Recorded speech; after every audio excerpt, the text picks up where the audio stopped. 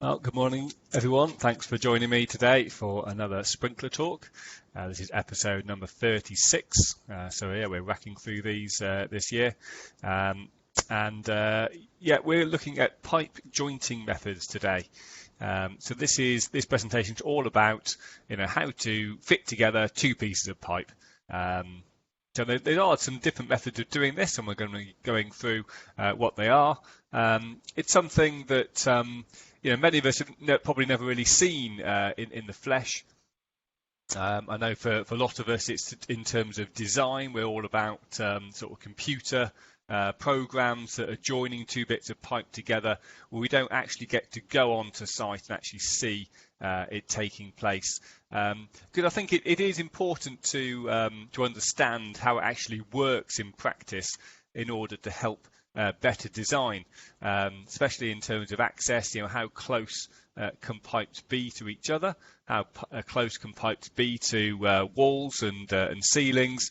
Once you appreciate how they're actually going to join them together, then it just helps to think things through in terms of pipe supports and where they're going to be placed, just for better access, just to make it an easier install process. Because what we don't want to happen is to get onto site and then find out, this is impossible. We can't fit this the way that you've designed, and then obviously you've either got to go back and design it again, or the people on site are just going to have to sort of use their own initiative to get it in a way that kind of actually works in a practical sense, and of course that can lead to issues further down the line. So that's a little kind of introduction into what we're going to be talking about today. I hope you're doing well, on with the show. Once again, if you've got questions, pop them into the chat, and I can address them as I go along, or I might leave them to the end. And just by a way of introduction, my name's Andy, and I work for Project Fire Products Limited, and we're based in Staffordshire. We sell automatic fire sprinkler products, and these are innovative products which are not found anywhere else. So do check out our website. Okay, let's get on with talk about pipe jointing methods. So first of all, we're going to start with grooved couplings. So these are, I would say, these are the most common way in which we can join two pipes together. These were invented quite some years ago. I don't know the exact date, but quite some years ago by a company called Victolic, who still innovating in this kind of area, still coming up with different ways of sort of different styles of groove couplings in terms of kind of spring-loaded actions and ones with only one bolt, just to make it even quicker and better than ever. These are sort of generic term is grooved couplings, but people still call them Victolic couplings, or even Vickies for short, because say that the company actually behind the design is called Victolic. So here we have a groove which is made into the end of the pipe. So if you've got two pipes, then there'll be two grooves, and each of these grooves are set back from the edge, a set distance, they have a set depth, and they have a set width. Okay, so all of that is kind of very carefully controlled. There's standards to adhere to, just to ensure that different manufacturers of pipe, different manufacturers of fittings, it's all designed to be universal and fit together. So of course, those dimensions are quite critical. There's two ways of creating this groove within the pipe. You can either cut the groove, or you can roll the groove. Okay, so cutting the groove is like putting it on a lathe and just kind of stripping out, scratching out that bit of metal to reveal the groove, put the groove in place like that. Now, that has the effect of actually making the pipe weaker. So we actually kind of reducing the wall thickness when we're sort of taking metal away by making the grooves in that way. So that's not the preferred method of doing it. The preferred method of creating these grooved couplings is using a roll groover. So this is a sort of a mechanical device. So I should have taken a picture actually. Now I'm sort of speaking about it. I realise, yeah, we've got one here at Project Fire, of course, and making our zone checks. So yeah, I could have taken a few pictures of it. But yeah, you load the pipe in place, and there's a big sort of metal wheel which comes down and it squashes the pipe. So it actually puts that amount of force onto the pipe that it makes the groove by squashing the pipe inside. So this obviously doesn't weaken the pipe, and in fact it makes it stronger. The fact that we've got this kind of dip on the inside now actually means that we've got a stronger piece of pipe than we had before. We're not taking any metal away. It's a cold process, okay, so we're not creating any sparks when we're doing that. So that is the preferred method. If you're kind of really kind of thinking things through, then you might say, well, isn't that increasing frictional loss within the pipe to have this kind of feature now on the other side of the pipe that's kind of getting in the way of water flow? I would say yes. Technically you are correct, but as far as calculations go, we just say that's negligible difference, so that isn't kind of counted against the fitting in terms of frictional losses. This is the kind of equipment that you would find for grooved couplings. So say we've got the groove on the pipe itself, and then we have two kind of couplings that go either side. They come in like in a pair, and there's also this rubber disc which fits over the pipe, and then we have a few nuts and bolts to secure it in place. And as I say, the actual way in which it bolts together does vary from manufacturer to manufacturer.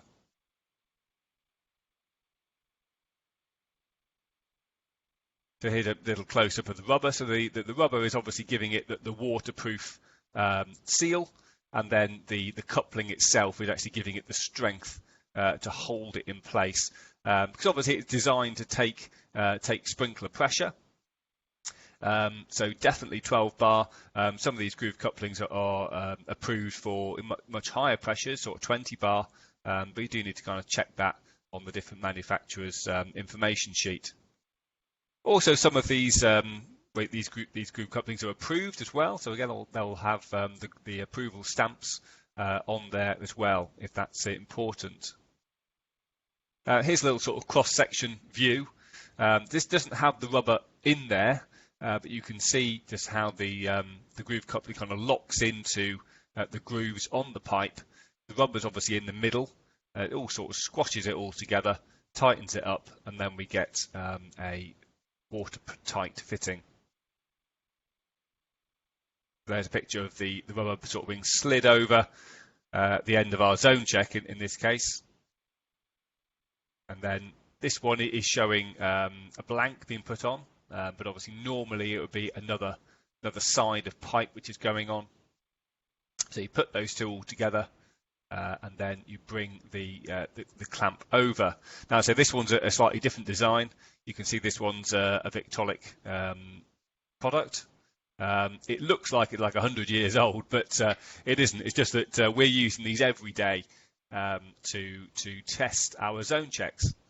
So each and every zone check is factory tested before it goes onto site. So we're actually pressure testing all of our products.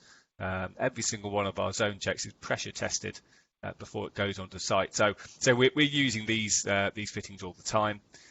So we like the sort of quick release couplings, which is what is shown here with this kind of lever, helps to get them on and off more quickly. And that's what it looks like finished. But like I say, normally it'd just be another piece of pipe on the other side. So yeah, moving on from grooved couplings, we can have flanged couplings. And here's a picture of a flanged coupling. Again, there's different styles of flanged couplings, different kind of ways in which it can look Sometimes you've got this kind of disc which goes all the way around the pipe, and sometimes it's like in a star shape with the so you don't have like a disc, but each kind of hole is sort of detailed around. But the principle is pretty similar. We still have a rubber disc which is kind of doing the waterproofing works, and then the flange just helps to hold it in place and tighten everything down so it doesn't move. Flange connections aren't generally used in sprinkler systems. They are quite more common in terms of water supplies. Flange couplings are rated at higher pressures generally. So if you wanted a high pressure, something that was going to take a higher pressure, then you might want to switch from grooved to flanged. But as I say, most of the time we just use the grooved fittings. Right, moving on to screwed fittings. So screwed fittings are used for smaller bore pipe work in sprinkler systems. So the cut-off point is around 50 millimeters. So anything 50 and above, we generally use grooved couplings, although say 50 and 65, it might be a little bit of both. Anything below 50, we'll be using screwed fittings.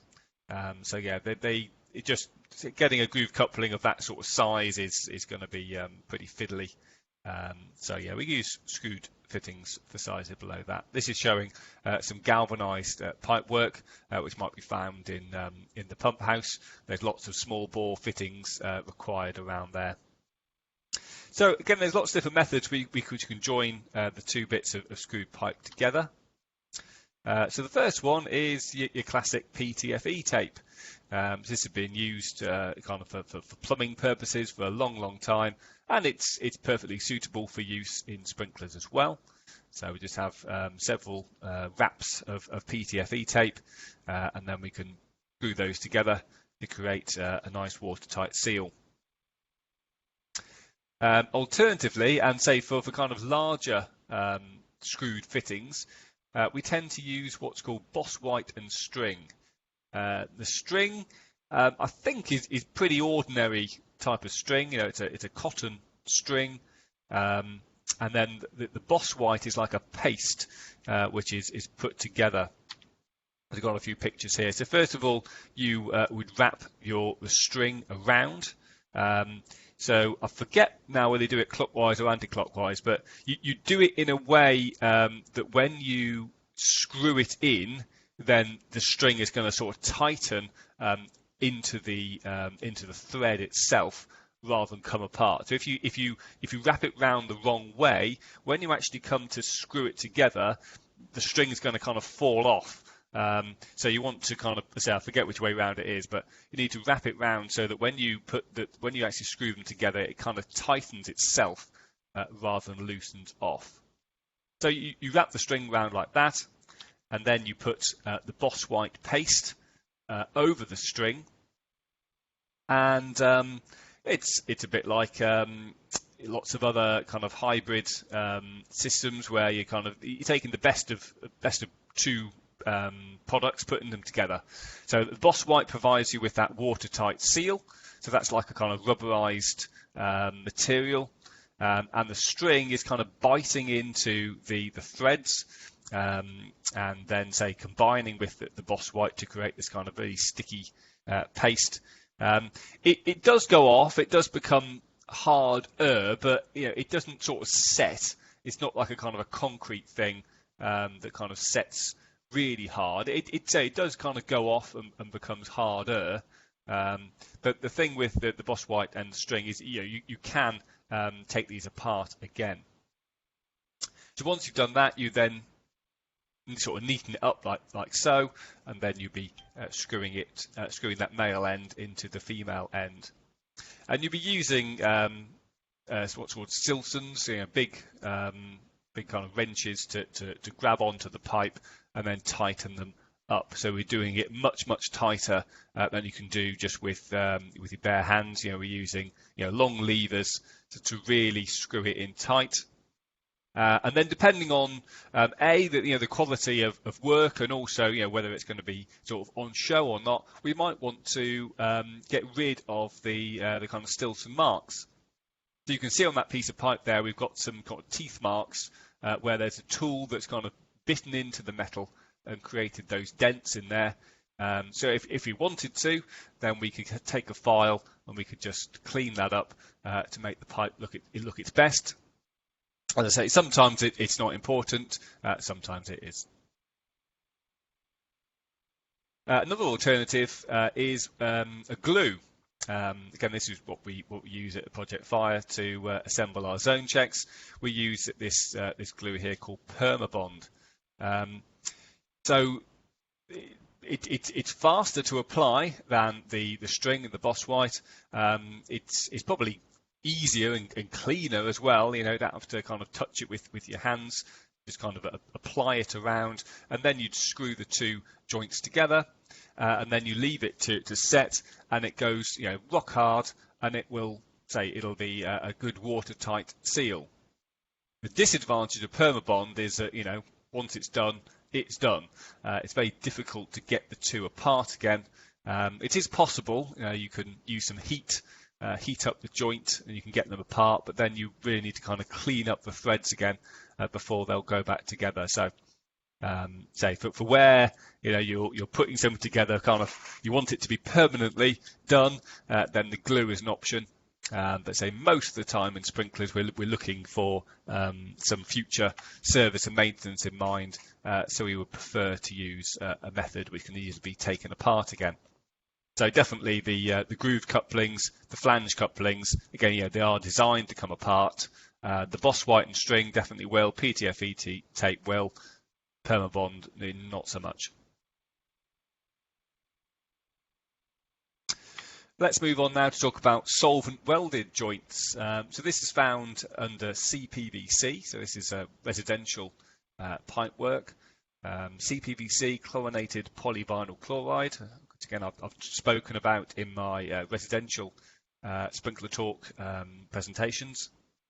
So here we've got a piece of CPVC pipe.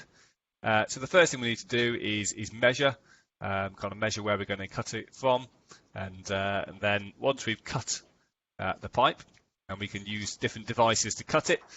Here's an example of a piece of equipment that's sort of been specially designed. So we can use the kind of a hacksaw, kind of metalwork saw with a fine blade. But the problem with that is that unless you're really good, really accurate, then you tend to cut it at a slight bit of an angle, and then that isn't going to be best, of course, for getting a nice join. So these kind of tools here, you'd fit round the pipe. There's a little, see that little blade wheel. So you'd tighten that up, you'd spin it round, you tighten up a bit more, you'd spin it round. It's really quick and easy and fast. So there's a picture. So you clamp it round. And obviously this tool is designed to cut lots of different diameters of pipe as well. So it's one tool which does all the different diameters of pipe. And so yeah, no mess. Once you've cut the pipe, then you would kind of clean it up. So you kind of deburr it and use a tool a bit like this. Looks like a giant pencil sharpener. So that will just tidy up the ends and also just create a slight chamfer on the end of the pipe, and that just helps it to kind of fit in to the female side when we come to it. Okay, there it is, nice and cleaned up on the other side. That's a few close-ups there of the kind of giant pencil sharpener, which is used both for the outside edge and the inside edge. That's why this particular tool has got kind of two sides, one to clean up the inside and one to clean up the outside. Next thing we do is we put this kind of solvent on it. And again, this is there to kind of degrease it, take off any substances that are on there that shouldn't be on there. They're going to interfere with the kind of chemical bonding process which is going to happen next. So this is one of those things that recommended by the manufacturers, and it absolutely is best practice. But I wouldn't be jumping up and down if I saw people not using, sort of skipping this step.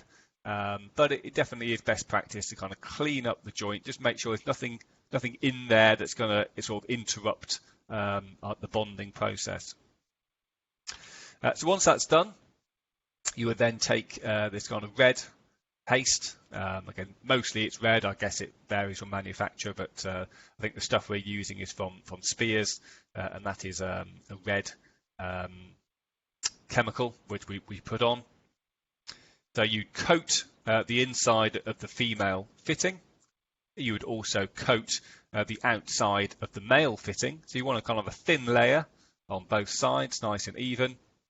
In terms of where you coat it, what you would do, I think I kind of skipped a step really. What you should do is put it together dry, so without any solvent first, and then you can kind of mark on the male side where kind of the line is, where the male and the female kind of come together, how far up that pipe do you want to put the red paste.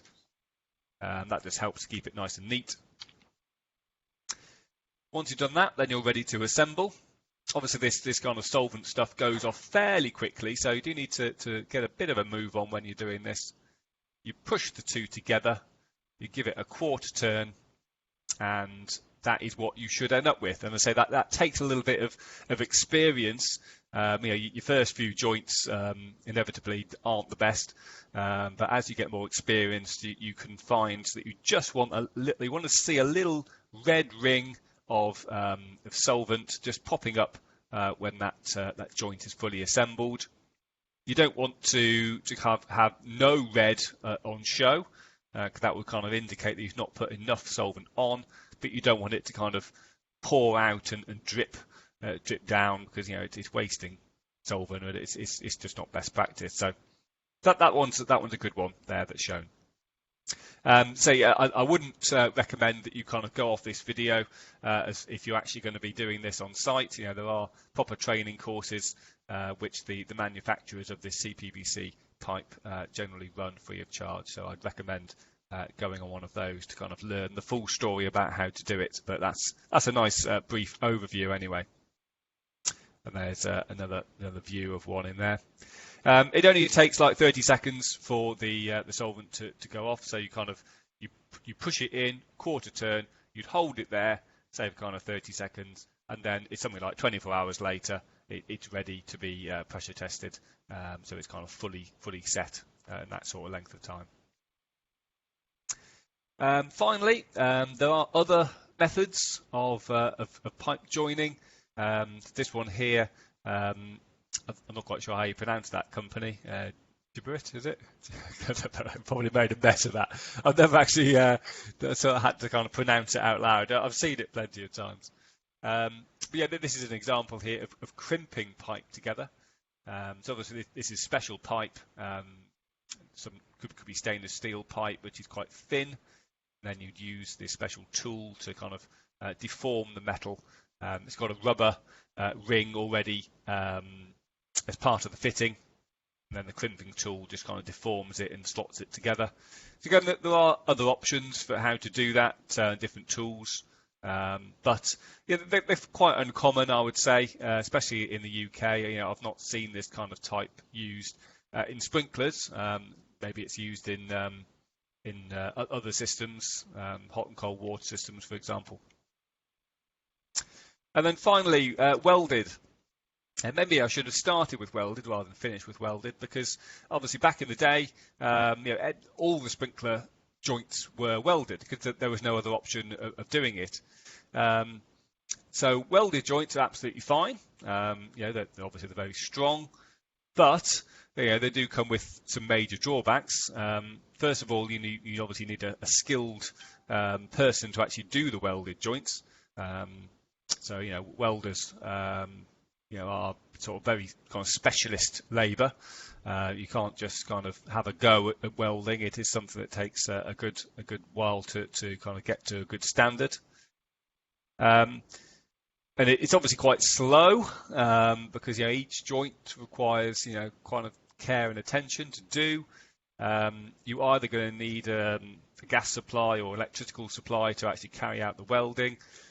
It's obviously very much hot works, so doing it on site is well, I would say a definite no-no these days. The risk of fire. So it can be done off-site, but really, you would avoid doing welding where possible, just because the amount of time that it takes, and so the amount of money it costs to actually get a skilled person to carry out all of those welds. So again, for Project Fire, there are some instances where we do weld because indeed we have to, because there aren't sort of fittings that could work. But often, so we try to avoid it where possible.